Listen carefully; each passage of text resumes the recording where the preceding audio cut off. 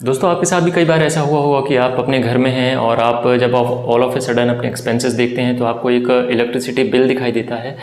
और वो बिल आपकी एक्सपेक्टेड जो थिंकिंग होती है उससे काफ़ी ज़्यादा हाई चला जाता है ना। आप ऐसा सोचते हैं कि भैया क्यों मेरा अचानक से बिजली का बिल इतना ज़्यादा हो गया, और ऐसे में आनन फानन में आप या तो करेंगे कॉल करेंगे जो आपकी इलेक्ट्रिसिटी प्रोवाइडिंग कंपनी है उसके कॉल जो टोल फ्री नंबर होगा या जो भी जैसे आपका मोड ऑफ कॉन्टैक्ट होगा वहाँ पे आप बात करने की कोशिश करेंगे, क्लैरिफाई करने की कोशिश करेंगे भाई क्यों ऐसा अचानक से बिजली का बिल ज़्यादा आ गया है, राइट। दूसरी चीज़ होगी या तो आप अपना जो ऑफिस है, रीजनल ऑफिस है या जो सिटी ऑफिस है इलेक्ट्रिसिटी बोर्ड का, वहाँ पे जाएंगे और अपने डाउट्स को क्लियर करेंगे और कोशिश करेंगे कि आपका बिल कम से कम हो जाए। बट यहाँ पे दोस्तों मैं आपके साथ में बात करना चाहता हूँ कि क्या ऐसी बातें होती हैं जिनकी वजह से आपका इलेक्ट्रिसिटी बिल ज़्यादा हो सकता है, और यदि आप उन चीज़ों का ध्यान रखेंगे तो हो सकता है कि आप अपने इलेक्ट्रिसिटी बिल में अप्रॉक्सीमेटली 20 से 25% की सेविंग कर सकते हैं। घरेलू उपभोक्ता हैं तो आपके चार्जेस मिनिमलिस्टिक होंगे, बट अगर आप उसको कमर्शियल पर्पज़ के लिए यूज़ कर रहे हैं तो उसके चार्जेस थोड़े हाई होंगे, ये भी चीज़ आप ध्यान में रखेंगे। सेकेंडली अब आता है कि उसका जो यूज़ है वो किस तरीके से आप कर रहे हैं। आपने कनेक्शन ले लिया है, अब आप उसको यूज़ कर रहे हैं, हो सकता है कि आपको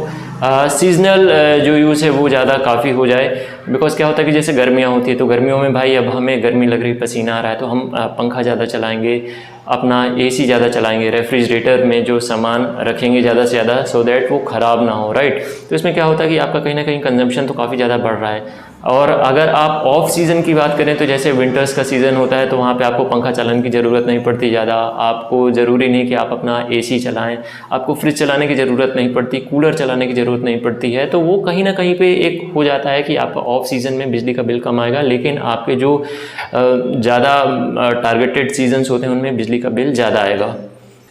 पॉइंट नंबर 2 जो आपको नोट करना है वो ये कि आपकी जो अर्थिंग हुई है वो किस तरीके से हुई है, वो ग्राउंड अर्थिंग है या फिर आप किसी पोल के थ्रू अर्थिंग किया हुआ है। तो जो भी आपका जब बिजली का कनेक्शन लगता है तो उनसे आप एक बार स्पष्ट कर लें कि भाई आपका जो पर्टिकुलर एरिया है, जो आपका घर आपने बनाया, घर के जो भी मटेरियल्स यूज़ किए हैं उसके हिसाब से आपको डायरेक्टली जो अर्थ मतलब ग्राउंड पे अर्थिंग करना ज़्यादा सही है, या फिर आपका किसी पोल के थ्रू या किसी और मोड के थ्रू अर्थिंग करना ज़्यादा ज़रूरी है ना। बेसिक लेवल पे आप देखेंगे कि कुछ वायर्स होती हैं जो काफ़ी ज़्यादा पतली होती हैं और कुछ वायर्स होती हैं जो थोड़ी सी मोटी होती हैं। आप अच्छी क्वालिटी के लगाते हैं तो क्या थोड़ी सी मोटाई भी रहती, थिकनेस होगी, तो अगर उसकी थिकनेस ज़्यादा है तो उसमें से ज़्यादा करंट फ्लो हो सकता है, और ज़्यादा करंट फ्लो होगा तो रेजिस्टेंस जो होती है, अवरोधक क्षमता, वो कम हो जाएगी, और जब अवरोधक क्षमता कम होगी तो भाई उससे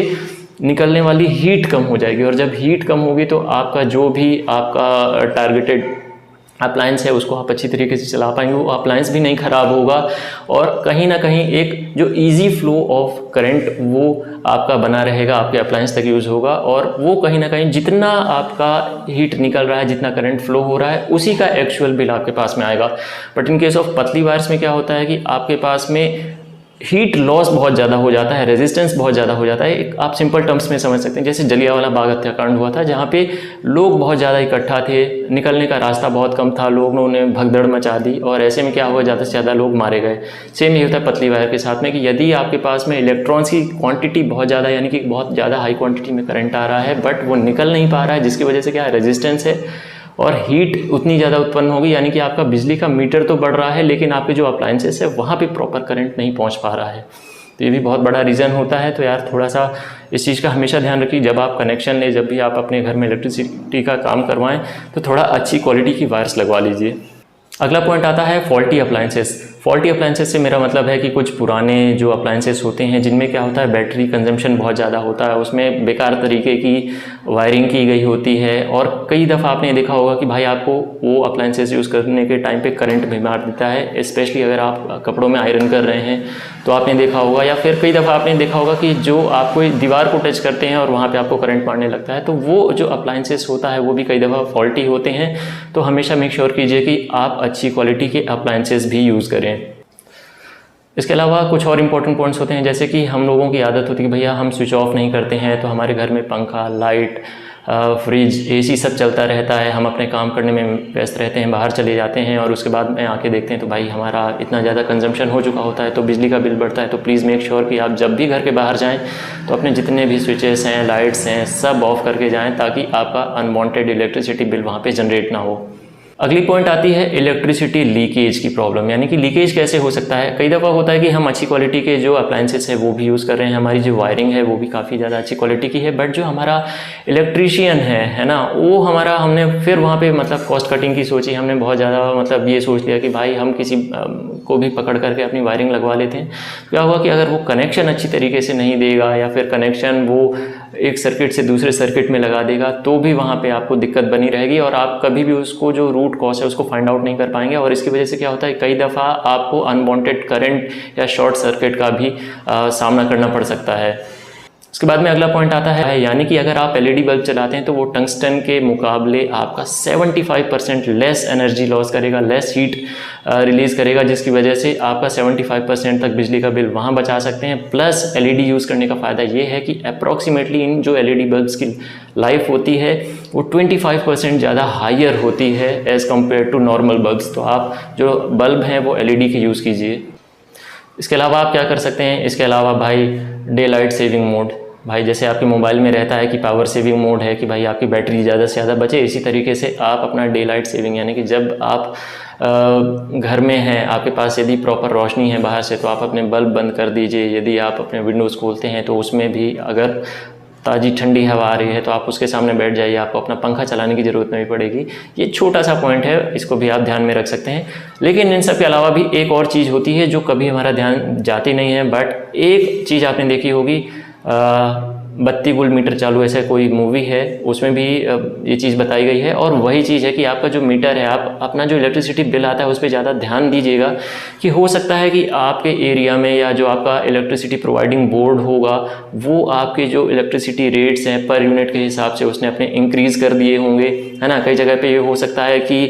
3 रुपये हों, 4 रुपये हों, कई जगह पे 8 रुपये भी हैं, कई जगह पे 12 हैं, 15 हैं। तो वो डिपेंड करता है कि आपके इलेक्ट्रिसिटी बोर्ड ने कितना ज़्यादा पर यूनिट के हिसाब से रेट तय करके रखा हुआ है, तो उसकी वजह से भी आपका बिजली का बिल बढ़ेगा। दूसरी चीज़, जो इलेक्ट्रिसिटी बोर्ड होते हैं ये आपके पास में रेगुलरली कुछ ना कुछ मिसलेनियस खर्चा आप ना बना के ही रखेंगे। और उसमें क्या रहता है कि या तो मतलब वो एक एवरेज निकाल देंगे कि आपको एक साल में 3 या 4 बार ऑन डिफरेंट मंथ्स है। ऐसा नहीं कि रेगुलरली आपको हर मंथ पे वो एक्स्ट्रा अमाउंट पे करना पड़ेगा,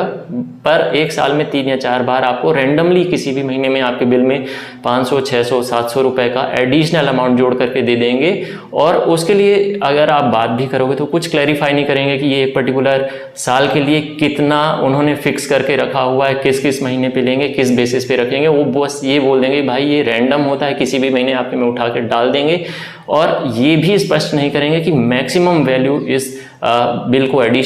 एडिशनल टैक्सेस को उसमें आपके बिल में इंक्लूड करने की क्या वजह थी या कितना हो सकता है, ये भी चीज़ें होती हैं। इसके अलावा आपका मीटर रीडिंग का जो चार्जेस होते हैं, ड्यूटी चार्जेस होते हैं, जो उसमें टैक्सेस लगते हैं, वो सारे भी मिलते हैं जो कि ये रेगुलर होते हैं। भले ही आप 1 यूनिट बिजली ना खर्च करें, लेकिन अगर आप यहाँ पे मीटर लगा हुआ है तो आपको रेगुलरली 500-1000 रुपये तक का बिल भी आ सकता है बिना कोई यूज़ किए हुए। क्योंकि वो नियत यानी कि डेली चार्जेस होते हैं जो कि आपको इलेक्ट्रिसिटी बोर्ड को पे करने ही पड़ते हैं। तो दोस्तों उम्मीद करता हूँ मेरे द्वारा बताई गई बातें आपको समझ आई होंगी, और यदि कोई पॉइंट आपको लगता है कि वो मिसिंग रह गए तो डेफिनेटली आप कमेंट में मुझे बता सकते हैं। इसके अलावा ये कुछ की पॉइंट्स थे जिनको आप ध्यान में रखते हुए अपना जो इलेक्ट्रिसिटी बिल है वो 20 से 25% तक तो मिनिमम बचा ही सकते हैं कुछ चीज़ों का ध्यान दे करके। एंड दोस्तों अगर आपको इसी तरीके का कंटेंट देखना है, फ्यूचर में और ज़्यादा जानकारी चाहते हैं, तो please make sure to subscribe this channel, like this video and share with your friends and family. जय हिंद, जय भारत।